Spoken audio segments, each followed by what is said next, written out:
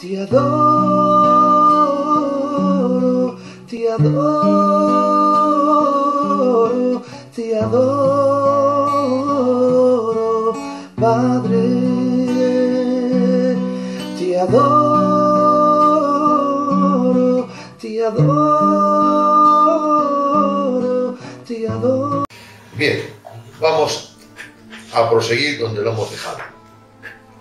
Mateo capítulo 5 es uno de los mensajes más grandes, más ricos, más contundentes del ministerio público de Jesús.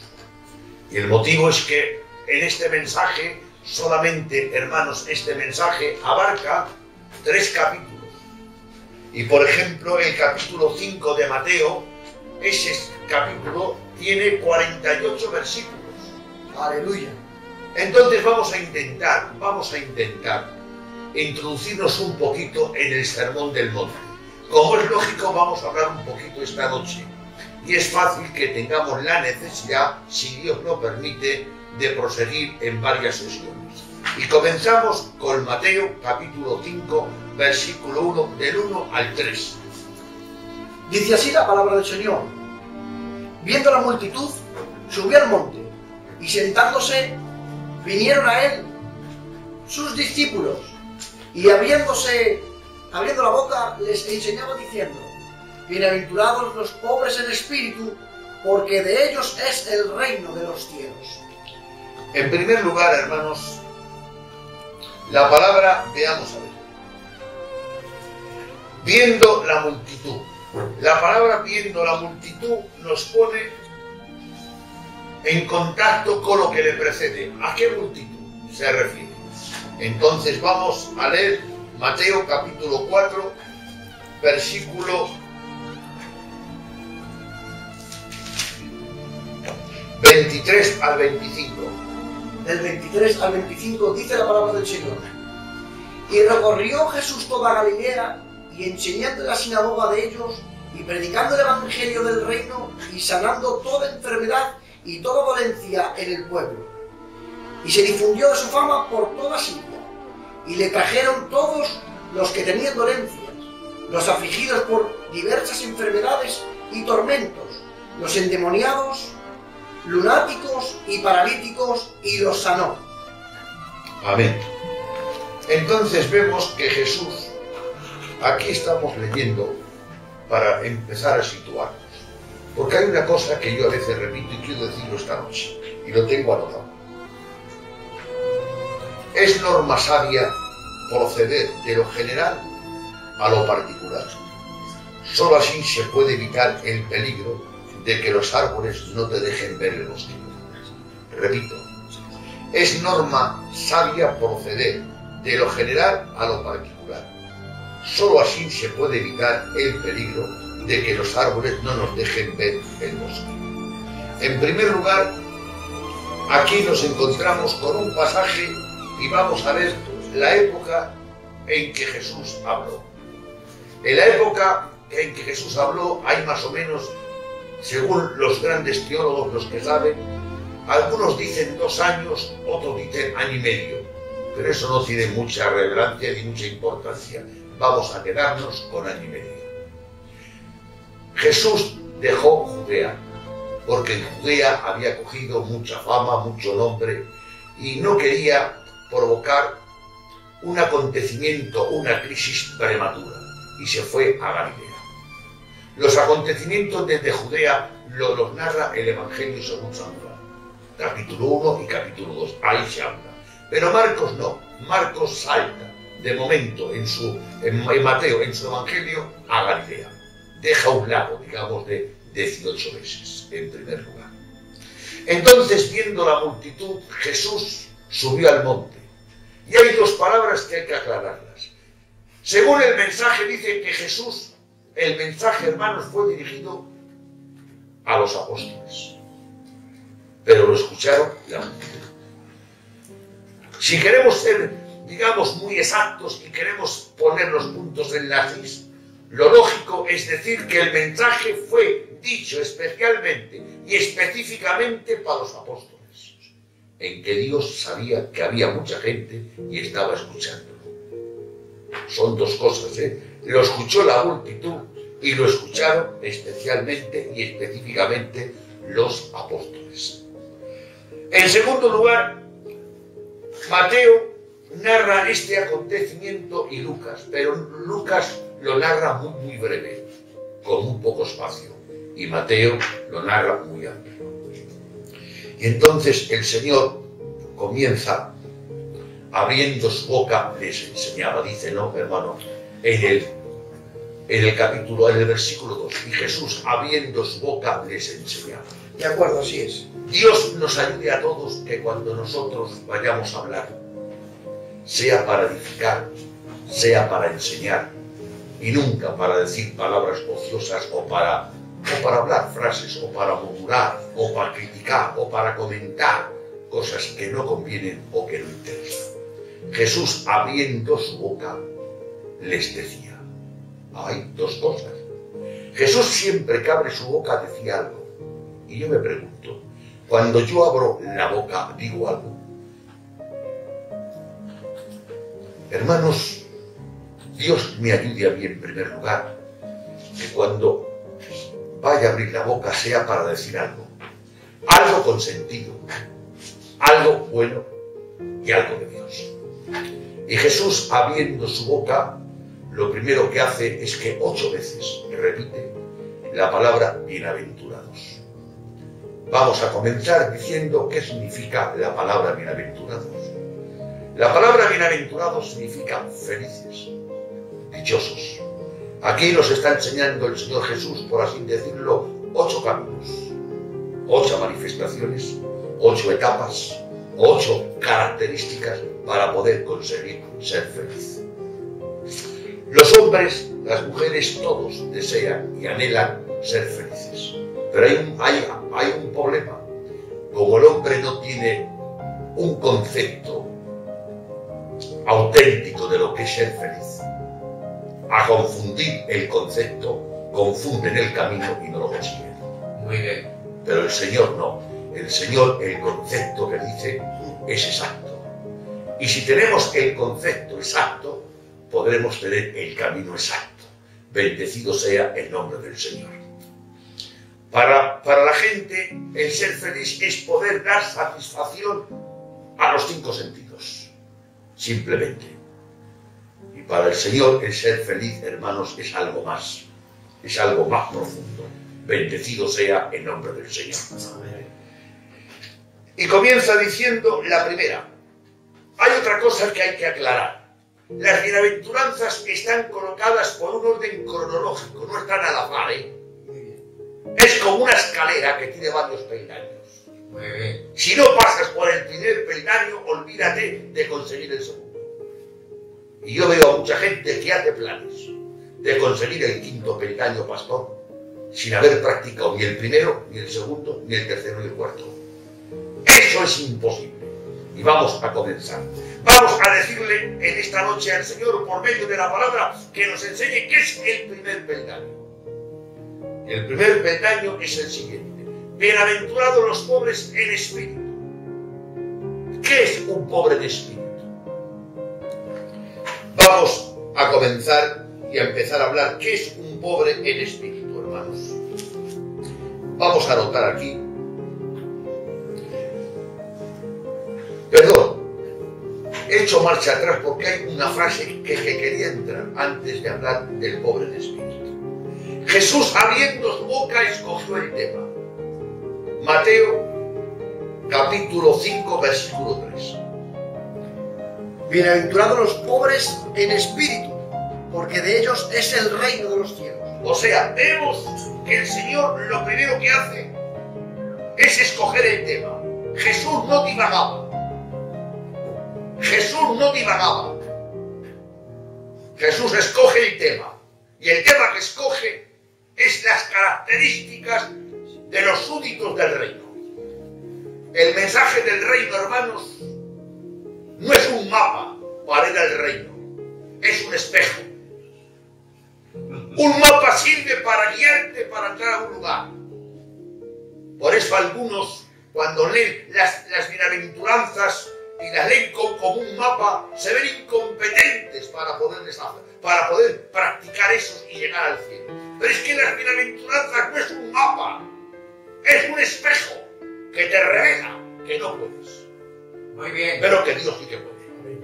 Entonces, la tarea de las bienaventuranzas, lo primero, por eso he dicho al principio que hay que comenzar por lo general, para después situarnos en lo particular. ¿Qué es las bienaventuranzas, Señor? Que tanto tiempo me han cargado, tanto tiempo me han atribulado, porque yo las leía, las estudiaba, y francamente, hermanos, no me encuentro competente, ni tengo la fuerza, ni tengo la fe, ni tengo la categoría de poder practicarlas y vivirlas. Pero por medio de la palabra y por medio de la meditación en la palabra, Dios pienso que ha iluminado mi mente y he entendido es que las bienaventuranzas, machaco, no es para que seas cristiano, no es algo para ser, las tienes si lo eres.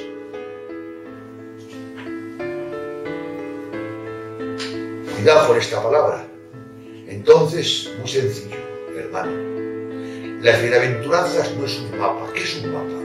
Un mapa, hermanos, es que me fijo en el mapa y me lleva el mapa y me guía el mapa a donde quiero ir. Esa no es la tarea de las bienaventuranzas. Eso es para los legalistas. Las bienaventuranzas es convencerte que el listón que pone Dios, mirad qué listón. En Mateo capítulo 5, en el último versículo dice: sed vosotros perfectos porque vuestro Padre es perfecto. Muy bien. Creo que ese listón está muy alto. Claro. Y yo confieso ante Dios, ante los hermanos, y ahora mismo en la radio, que yo no estoy preparado para poder practicar un listón tan alto. De acuerdo. Pero, hermanos, la ley me da conocimiento, la ley me convence. Y la gracia me capacita y me da fuerzas para practicar lo que la ley me revelaba, pero que no me ayudaba a quitar. El espejo me revela mis manchas, pero así metido 8 horas en el espejo, hermano Enrique, el espejo no tiene poder para quitar las manchas. Y la tarea de la ley es dar convencimiento, darte luz. ¿De qué? La tarea de la ley es darme luz de lo malo que soy. De lo malo que soy. Y cuando entiendo lo malo que soy, me doblego, me rindo y imploro la ayuda y el perdón, convencido de mi estado, convencido de mi pecado, convencido de cientos de cosas que debo mejorar y debo arrepentirme. Bendecido sea el nombre del Señor. Debo estar convencido. Y cuando estoy convencido, confieso y le pido perdón a Dios, pero todo eso me lo trae el mapa, no el espejo. Vamos a ver, entonces, hermanos, ¿qué temas cogió Dios? Voy a repetirlo para que veáis qué es lo que dice la Biblia, porque a veces sin darnos cuenta y con un buen corazón decimos lo que dice la Biblia y agregamos algunas cositas por nuestra cuenta. Eso es lo que yo quisiera en esta noche meditarlo a toda costa. Mateo 5:3. Bienaventurados los pobres en espíritu, porque de ellos es el reino de los cielos. Amén. Dice el reino de los cielos. Mateo. Marcos, Lucas y Juan dicen el reino de Dios. Es que Mateo era judío. Y como era judío, pues la palabra Dios para los judíos evitaban no decirla, y dicen el reino de los cielos. Pero el reino de los cielos y el reino de Dios es lo mismo. Repito, lo que para los judíos mencionar el término o la palabra Dios era un poco, hermano Enrique, muy fuerte, y preferían cambiarla por el reino de los cielos. Eso es Mateo, porque Mateo escribe para los judíos, pero Marcos, Lucas y Juan no, dicen el reino de Dios. El Evangelio. Entonces Jesús, hermanos, escogió el tema, el Evangelio del reino de Dios. La primera pregunta, antes de entrar, hermanos, que quisiera deciros es la siguiente. El Evangelio se origina en la gracia. No la gracia en el Evangelio. Muy bien. Repito, el Evangelio se origina en la gracia. Si no hay gracia, no hay Evangelio. El Evangelio es el hijo de la gracia, la hija de la gracia, la nieta de la gracia. Pero la base y el fundamento es la gracia. Por gracia soy salvo. El Evangelio se origina, nace de la gracia. Bendecido sea el nombre del Señor. La base del Evangelio es la obra de Cristo. De acuerdo. El Evangelio se origina en la gracia y la base del Evangelio es la obra de Cristo. Y el Evangelio se recibe por fe. Tenemos los tres peldaños. Sí, señor. El Evangelio nace de la gracia, la base del Evangelio es la obra de Cristo y el Evangelio se recibe por fe. Bendecido sea el nombre del Todopoderoso. Amén. Y ahora entonces dice el Señor, para entrar en este Evangelio dice, bienaventurados, dichosos, felices. ¿Quién? Los pobres en espíritu. ¿Qué es un pobre en espíritu? Un pobre en espíritu es el que reconoce su pobreza, su miseria, sus limitaciones y a la misma vez que reconoce sus limitaciones y su pobreza, reconoce y entiende la grandeza de Dios y conforme a ese concepto camina y se conduce. Ese es el pobre en espíritu. Un pobre en espíritu es el que entiende que nada puede hacer, que todo es por gracia, hermanos. En unas palabras, hermanos, antes de empezar un servidor ha terminado. Antes de empezar ya he fracasado. Entonces no hace falta que Dios me dé un convencimiento de que no sirvo, de que no valgo, de que no puedo, porque ya estoy convencido. Esa es la llave, es la primera. Si te falta, amigo mío, la primera, olvídate de conseguir las restantes. Van enlazadas. Bienaventurados los pobres en espíritu. Vamos aquí a notar un poquito. Aquí, en la palabra bienaventurado nos pide que nos demos cuenta de nuestras debilidades, de nuestras incapacidades. Significa ausencia total del egocentrismo. El pobre en espíritu significa ausencia total del egocentrismo. Ausencia total. Bienaventurados el pobre en espíritu. Hermanos, debemos ser conscientes de nuestra pobreza. Debemos ser conscientes de nuestras miserias. Debemos ser conscientes de nuestra necesidad. Y eso nos lleva a acercarnos a Él. Y acercarnos a Él como el enfermo, no como el médico. Acercarnos a Él como el mendigo, no como el rico. Acercarnos a Él como el torpe, no como el sabio. En otras palabras, Dios conmigo es Dios y sin mí es Dios igual. Pero yo con Él soy una cosa y sin Él soy otra. Esos predicadores que a veces emocionados dicen que Dios te necesita, es incierto. ¿Verdad? Dios no necesita a nadie. Dios es completo en sí mismo. Gloria a Dios. Lo único que podíamos hablar, a ver si me sé explicar esto porque es un poco difícil. Dios te necesita porque te ama. De acuerdo. Y yo le amo, le necesito porque le amo. Explícame eso, hermano Machaco. Tú tienes a un niño pequeño, de 2 años, y te tiras 2 días sin verle y dices, no puedo más, necesito ver a mi hijo. Esa necesidad brota porque le amas, porque le quieres, pero tu hijo no te mantiene a ti, ni te viste a ti, ni te guía a ti. Eres tú el que mantienes, el que vistes al hijo. O sea que la necesidad de Dios nace del amor. Dios en ese sentido puede caber la palabra y que tampoco es muy correcta, pero podíamos, digamos, pasarla, no decir mala ni buena, regular. Dios me necesita porque me ama, pero yo no puedo decirle eso a Dios. Yo le digo lo contrario, perdóname, Dios mío, yo te amo porque te necesito. Es la cruda realidad, hermano.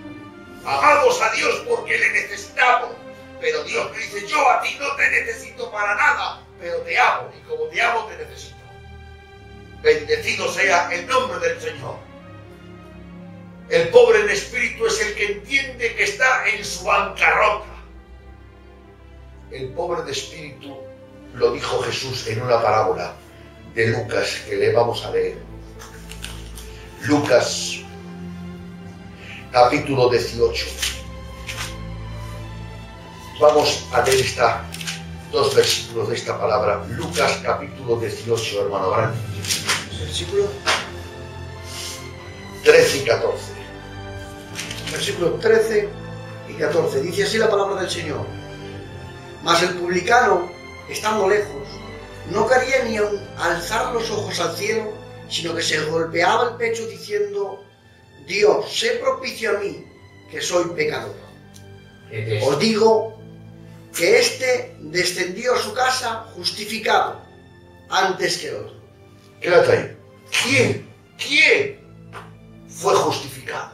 El pobre en espíritu. El otro no fue justificado. El otro dijo algo, no dijo nada. Anteriormente a esos textos, lo que dijo el fariseo. Ayuno. Se puso a hablar del fariseo. Dos hombres subieron al templo a orar, uno era fariseo y el otro era publicano. El fariseo, puesto en pie, oraba consigo mismo, de esta manera. Consigo mismo. O sea, que no solamente me prohíbe Dios que me alabe delante de la gente, me prohíbe Dios que me alabe a mí mismo. Que consigo mismo, en mi pensamiento, en mi idea, digo, soy una fiera, qué bien soy. Y luego te digo, no sé nada. No, Dios, porque tú oyes lo que hablo, pero es que estamos tratando con un Dios que oye lo que hablo y oye lo que pienso.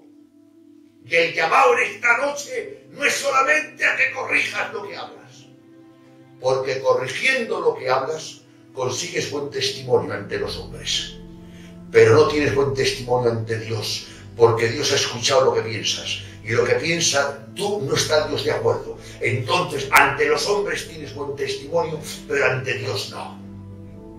Y dice que el fariseo pensando, hablando, ¿con quién hablaba? Consigo mismo. Te doy gracias porque hago esto. Él solo se alababa, él solo alimentaba su ego. Y a veces, cuando Dios me usa y digo, no, hermanico, he sido Dios, y aparentemente con mis frases aparento humildad, pero Dios oye en mi corazón. Y dice la Escritura que escuchó. ¿Qué escuchó Dios? ¿Lo que habló el fariseo o lo que pensó? Lo que estaba pensando. Y luego lo que estaba oyendo. Dice: Dios, te doy gracias porque no soy como los otros hombres ladrones, injustos, adúlteros, ni aun como este publicano. Ayuno 2 veces a la semana, doy diezmos todo lo que gano, mas el publicano estaba de lejos, ni aun alzar los ojos al cielo, sino que golpeaba el pecho diciendo: Dios, sé propicio a mí, que soy pecador. Ni siquiera no lo debemos decir a nosotros mismos. La palabra es que el fariseo se lo decía a sí mismo, ¿sí o no? Amén.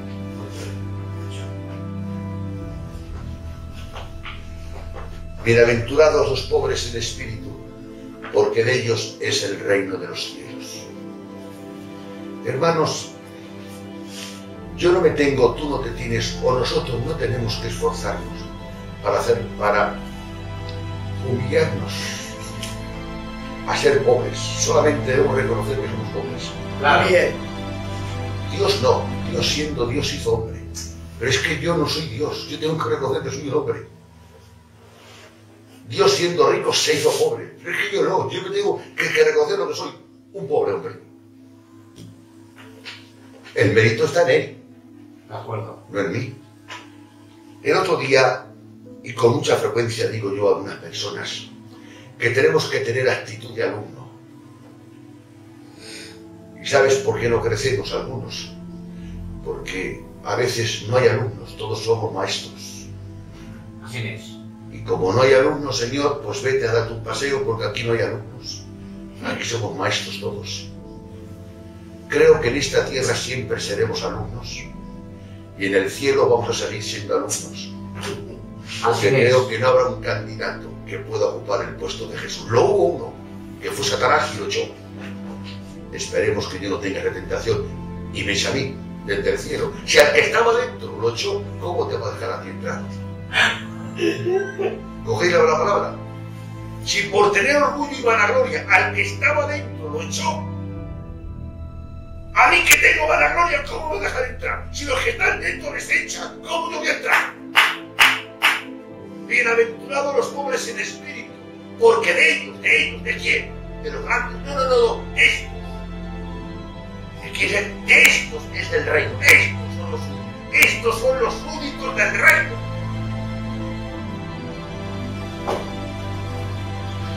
Para ser lleno del espíritu tienes que ser pobre de espíritu.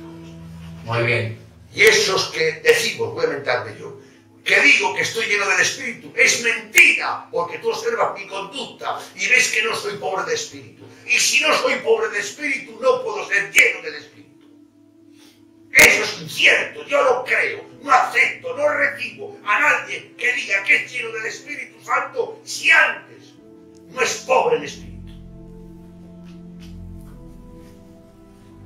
Hermanos, de tal manera Dios dice que mira lo que dice. Cuando hagas algo bueno, cuando des limosna, no hagas que tu mano derecha no sepa lo que da tu izquierda. O sea, que tú a ti mismo no digas, qué bien soy, qué bien me he portado, he dado esto, he hecho esto. Dice, no, que tu mano derecha no sepa lo que hace tu izquierda. O sea, que tú mismo que haces eso, que Dios te ha usado para hacer eso, dice a ti mismo, a ti, tú que lo has hecho, sí, que tu mano derecha no sepa lo que hace tu izquierda. ¿Os dais cuenta? Bienaventurados los pobres en espíritu, porque de ellos es el reino de los cielos.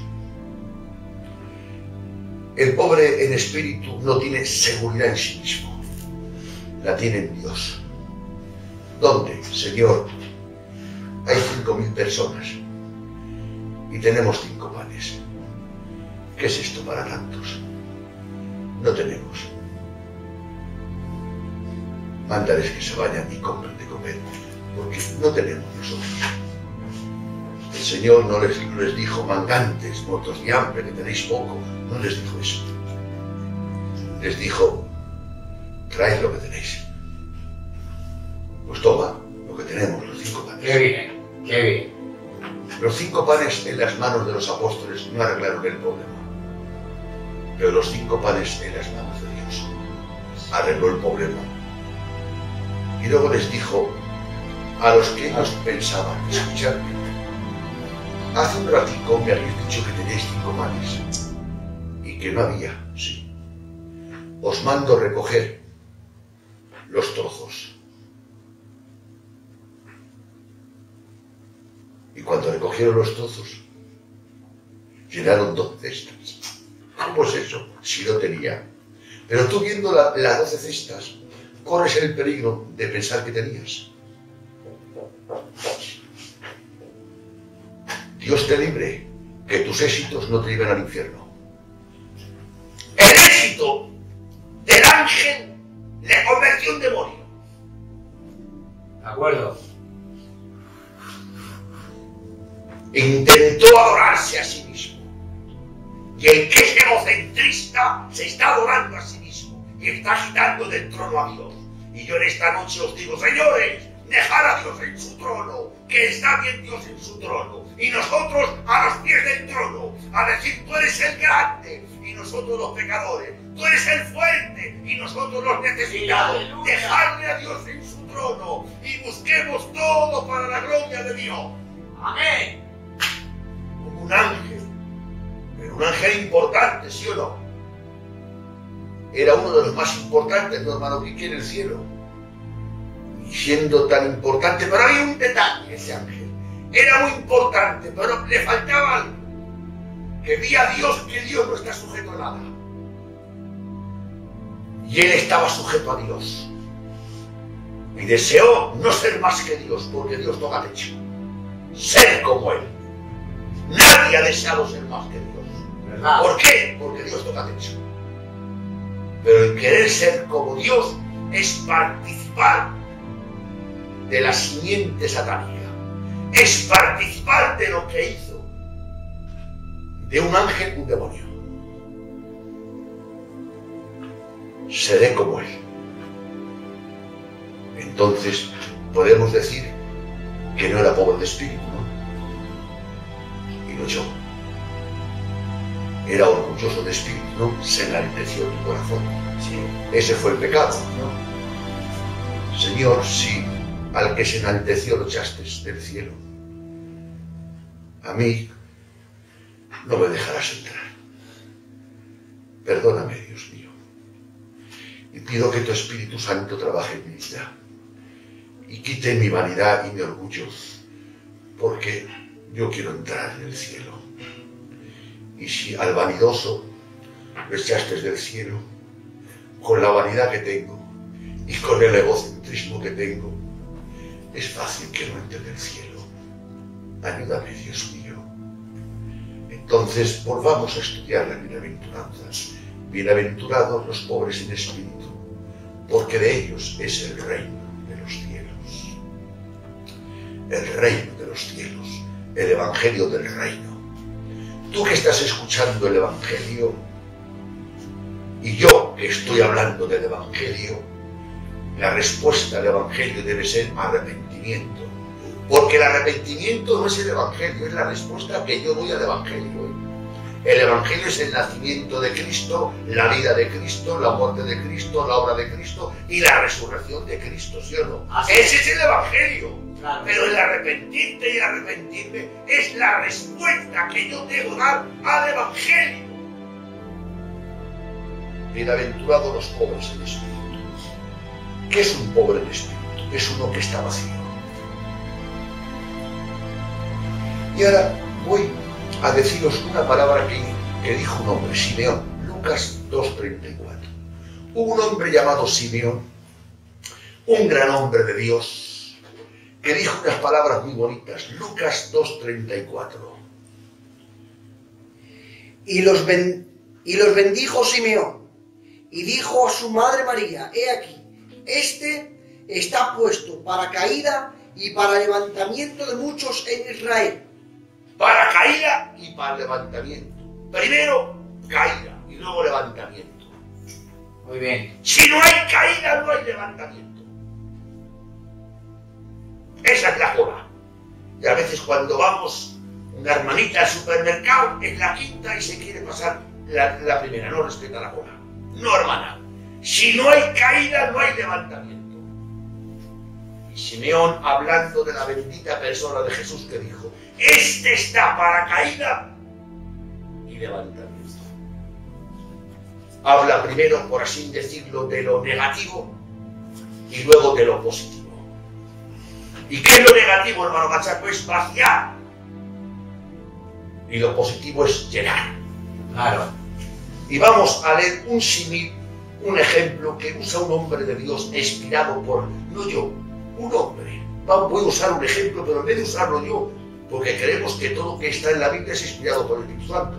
Amén. Vamos a usar un símil, una anécdota, una frase del Espíritu Santo, que está en Jeremías 48:11.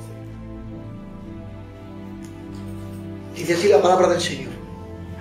Quieto estuvo Moab desde su juventud, y sobre su sedimiento ha estado reposado, y no fue vaciado su vasija en vasija, nunca estuvo en cautiverio, por tanto quedó su sabor en él, y su olor no se ha cambiado. Repetimos el versículo y por favor pido escucharlo con mucha atención. Quieto estuvo Moab desde su juventud, y sobre su sedimiento ha estado reposado, y no fue vaciado de su vasija en vasija. Nunca estuvo en cautiverio, por tanto, quedó su sabor en él, y su olor no se ha cambiado. Amén. Hace una comparanza. Un vino está en un tonel, está en una vasija. Y el vino reposa en sus sedimentos, abajo, en el fondo de la vasija. Reposa el vino. Y reposando en sus sedimentos conserva el color, el aroma y todo. Pero como yo quiero que pierda fuerza, que pierda color, que pierda grados, lo cojo de esa tinaja y lo paso a otra tinaja. Y en la primera tinaja quedan los sedimentos. Y de esa tinaja lo vuelvo a pasar a la tercera tinaja. Y en la segunda quedan los sedimentos. Y de esa tinaja a otra tinaja, y a otra tinaja, y a otra tinaja. Y en cada tinaja va quedando los sedimentos. Y ese vino va perdiendo fuerza, va perdiendo fuerza, va perdiendo calor, va perdiendo. Y dice Jeremías, Moab no fue vaciado de vasija en vasija, y estuvo reposando en sus sedimentos. Por eso conserva su color y su sabor. Por eso no cambias, por eso no cambio. Y llevo 40 años en el culto, porque no lo dejamos filtrar. Hay que experiencia tras experiencia, trato tras trato. De una vasija a otra, de una a otra, de una a otra.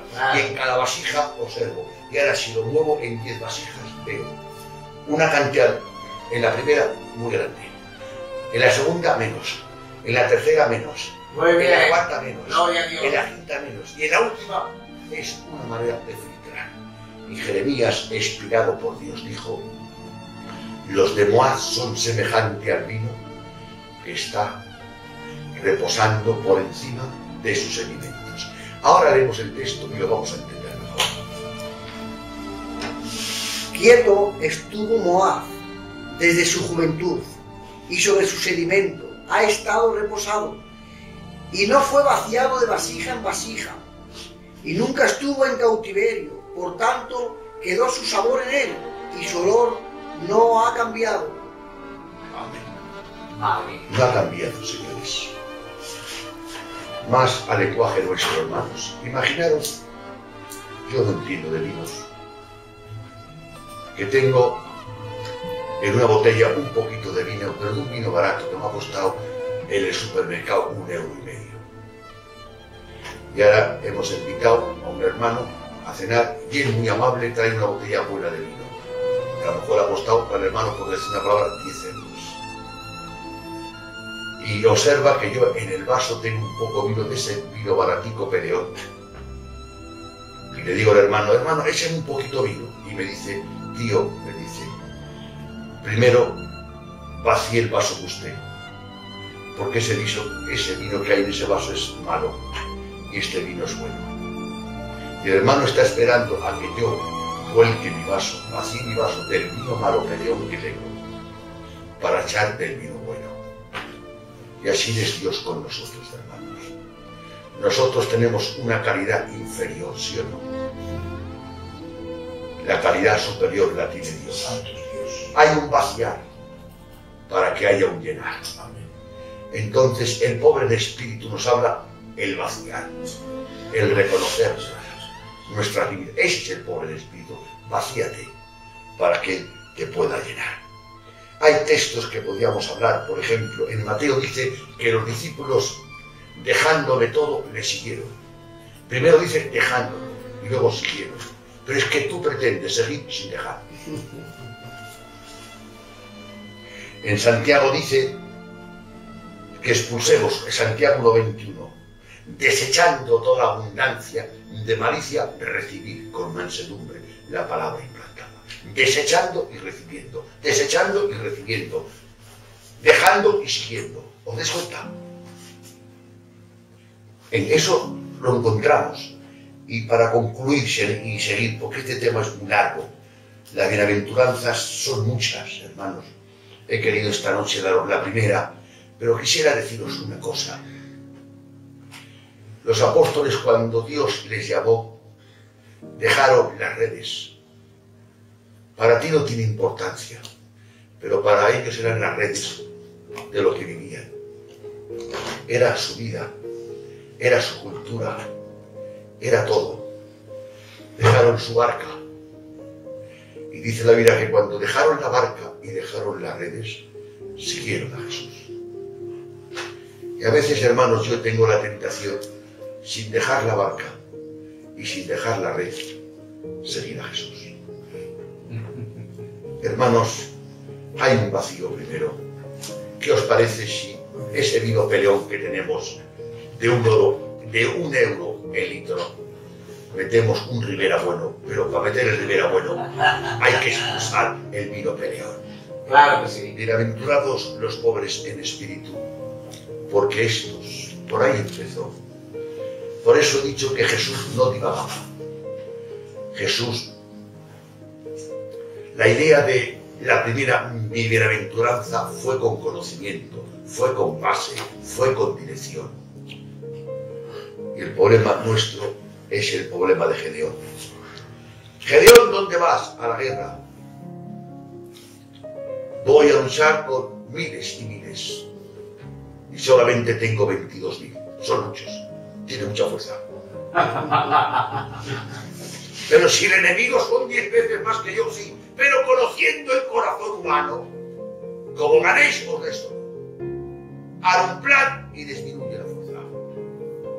Y el primer plan que hizo Dios que es diezmar el grupo. ¿Verdad? Eran menos. ¿Dónde vas, Gedeón? A pelear. Sois muchos. ¿Otra qué? Que sois muchos. Otro plan. Pero este pastor quiere hundir la iglesia. Quiere hundir la iglesia. Hermano, de 23.000 miembros, ha dejado 300. Hay que llamar al responsable y echarlo. Por la tarea ha sido disminuir la iglesia. Y cuando eran 300, les puso con cántaros vacíos y con teas encendidas. El problema no es que no tengas fuerza, es que tienes mucha fuerza. Sí, señor. Y como estás reposando en tus sentimientos, todavía mantienes tu color, tu genio, tu carácter. Siempre que tienes una ocasión, o siempre que tengo una ocasión, sacamos el ego. Es que yo hice, es que yo hablé. Dice Dios, escúchame, tú que dices que has hecho. Lo que dé tu mano derecha no lo sepa tu izquierda. Y mira si lo sabes, que no solamente lo piensas, sino que lo cuentas. Te he prohibido yo pensarlo. Y tú no solamente me desobedeces que lo piensas, sino que lo cuentas. Y la parábola del fariseo que dijo, y pensando en sí mismo, Señor, yo voy a intentar ser prudente y delante de los hermanos no me voy a lavar. Muy bien, machaco, muy bien. No te vas a lavar delante de los hermanos, pues vas a conseguir que los hermanos piensan que eres humilde. Ah, gloria a Dios. Escucha, machaco, estás podrido. Te estoy escuchando todo el día cómo te alabas. Lo que eres sagaz, astuto y granuja y no lo dices. A los hermanos has engañado. A tu pastor le has engañado, Enrique. Al responsable le has engañado. A tus amigos le has engañado, como Judas engañó a sus amigos. A los 11 apóstoles les engañó Judas durante 3 años. Y yo le he dicho a Dios, no te quiero engañar yo, Señor. Ayúdame a no alabarme a mí mismo. Es que yo pensaba total que no me alabase con la boca, que era suficiente, no. El fariseo descendió sin ser justificado, porque le escuché lo que habló. Y hablando consigo mismo decía, te doy gracias, Señor, porque no soy como estos. Consigo mismo. Y recalcó Dios, lo que dé tu mano derecha, no lo sepa tu izquierda. O sea, no apuntes lo que haces.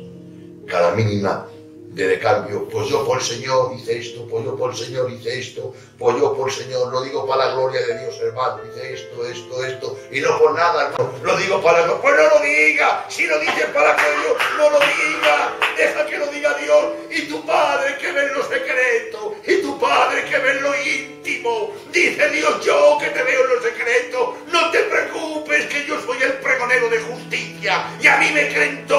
yo te voy a ensalzar en público, pero cuando te vea en secreto. Pero hasta ahora no te he podido ensalzar en público porque nunca te veo en secreto. Lo que veo en secreto es un pudre. Nada más que eso. Y yo. Claro, no lo dices porque eres prudente. No eres tan tonto como ese que lo dice y todo el mundo sabe que está parecido. Pero tú sabes que estás emparecido como él. Lo único que de él se ha enterado todo Valladolid porque lo dice, y de ti no se ha enterado nadie porque no lo has dicho. Pero lo has pensado. Y con esto termino. Haya pues en vosotros el sentir que hubo en Cristo Jesús. Haya pues en vosotros el sentir, ese sentir que hubo en Cristo Jesús, el sentir que hubo, que Jesús siempre decía: yo hago lo que a mi Padre le te agrada. Amén. Que Dios nos ayude. Ayúdame, Señor. Y terminamos con el texto que hemos comenzado. Bienaventurados los pobres en espíritu, porque ellos, qué alegría, ellos, de ellos, ¿qué dice? ¿De ellos qué es? El reino de El Dios. reino de los cielos. Qué alegría. Si es lo que pretendemos, ¿no? ¿O qué pretendemos? ¿Verdad? Que Dios nos ayude. Amén. Dios Gloria a bendiga. Dios, Y este aleluya. Dios, en otro momento, proseguimos hablando de estos temas, porque son 8 bienaventuranzas. Que Dios nos bendiga a todos. Amén. Gracias al Señor por este programa de radio. Gloria al Señor y gloria al Señor. Me gustaría que nos despidiera de este programa nuestro pastor, por favor. Hermano Enrique, vamos a dejar que despidas este programa. Gloria al Señor.